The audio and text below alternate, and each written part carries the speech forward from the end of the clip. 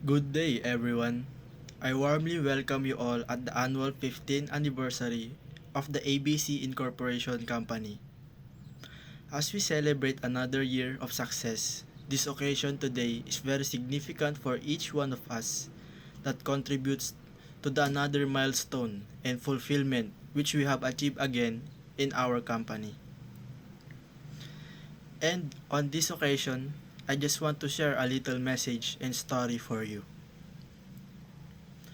We create business, we establish a company, and a company is just like families. Your employees is just like your family members. They are the backbone of any organizations.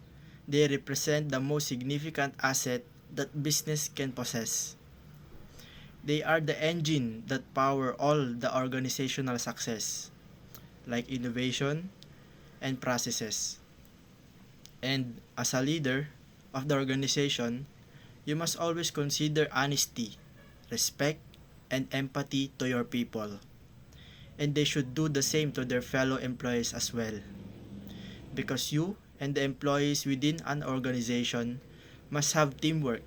And as a leader, you must lead and inspire your team so that you have connectedness and working together can foster creativity, more ideas, more growth, and more success to achieve. So, everyone, let's celebrate the another success year of our company. Many more anniversaries, more improvements, more goals, more to achieve, and more success stories to come.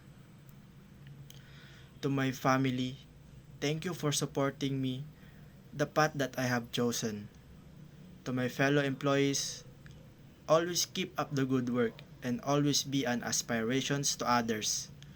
And I just want to say to all of you the importance of not giving up, the discipline, perseverance, and facing the difficulties are very essential ingredients of success. Keep innovating, keep inspiring, and keep on growing. Thank you, everyone.